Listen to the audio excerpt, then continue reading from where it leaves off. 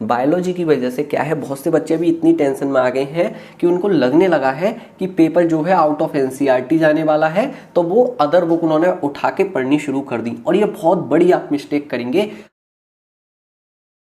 Hello students, इस video में मैं आपसे बात करूंगा नीट 2020 के पेपर की डिफ़िकल्टी मतलब कि कठिनाई के बारे में कि पेपर कैसा होने वाला है। इस वीडियो में मैं आपको बताऊंगा कि नीट का जो पेपर होता है उसको बनाने का प्रोसीजर कैसा रहता है, कि मतलब कैसे इसको बनाया जाता है।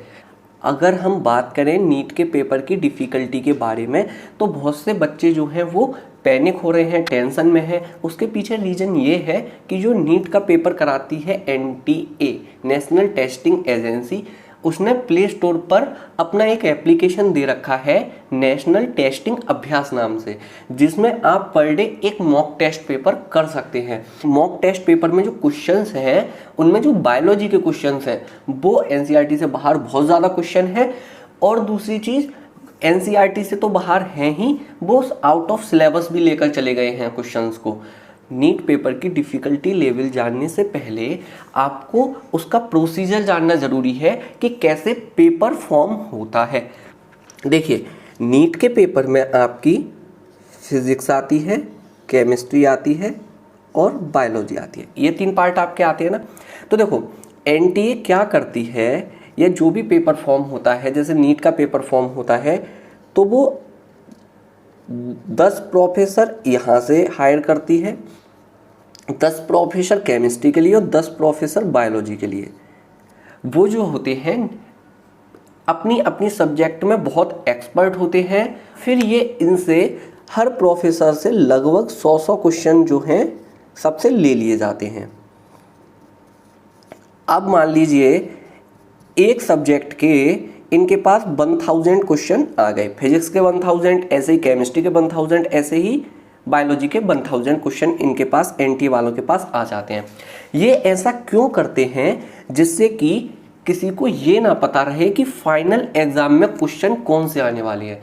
आप खुद सोचिए, अगर एक प्रोफेसर को दे के फिजिक्स बनवा ली, एक को दे के केमिस्ट्री, एक को दे के बायोलॉजी, तो फिर कंफर्म जब पता है इनको कि हमने कौन से क्वेश्चन 45 दिए हैं, तो फिर पेपर एक तरीके से आउट हो गया है ना। इन प्रोफेसर को भी नहीं पता होता कि कौन सा क्वेश्चन एग्जाम में आने वाला है। अब ये आप देखिए 3000 क्वेश्चन हो गए। ये 3000 क्वेश्चन है, इनसे एनटीए क्या करती है, 9 पेपर बनाती है, और इन 9 पेपर से वो 3 पेपर फाइनली निकालते हैं।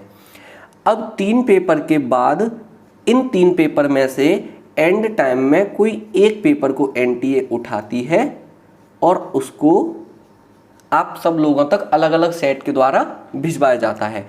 और जो ये पूरी जो प्रोसेस है ना, लगभग 4-5 महीने आराम से लग जाते हैं। तो अभी क्या है कि एनटीए ने जो है अपना जो ऑफिशियल ऐप है उसमें या तो कोई सॉफ्टवेयर लगा रखा है, या फिर वो रैंडमली कहीं से भी क्वेश्चन उठा के दे देते हैं, या कोई उनका जो ऐप है उसको देखने वाला जो लड़का है या लड़की है जो भी, वो डायरेक्ट कहीं से क्वेश्चन उठा के दे रहे हैं। उनको नीट के डिफ़िकल्टी लेवल के बारे में बिल्कुल भी नहीं पता है। तो आपको मैं बता दूं कि जो नीट 2020 का क्वेश्चन पेपर होगा, वो जो लास्ट ईयर एनटीए का पेपर था या जो 2018 में नीट का पेपर था, उसी तरीके की डिफ़िकल्टी लेवल आएगी, ना कि जो अभी एनटीए के ऑफिशियल ऐप नेशनल टेस्टिंग अभ्यास नाम के ऐप में जो डिफ़िकल्टी लेवल बायोलॉजी का आ रहा है कि आउट ऑफ सिलेबस क्वेश्चन चले जा रहे हैं।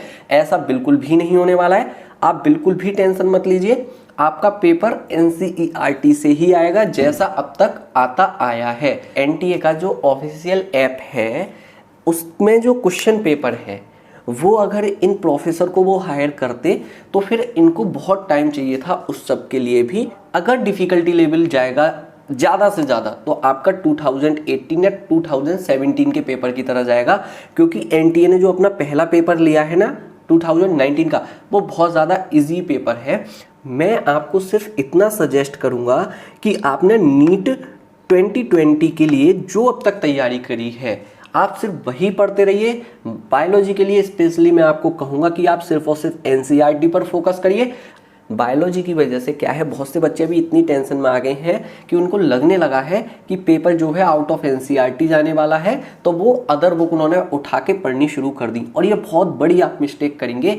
आप सिर्फ और सिर्फ एनसीईआरटी को उठाइए और उसको अच्छे से पढ़िए, बैक ईयर के क्वेश्चन पेपर सॉल्व करिए, ठीक है ना। और रही बात नीट के रिगार्डिंग, बहुत सी ऐसी चीज़ें होती हैं कि आपको याद नहीं हो पाती, तो उनकी शॉर्ट ट्रिक के लिए इस चैनल पर आपको बहुत सारी वीडियोस मिलेंगी नीट के रिगार्डिंग।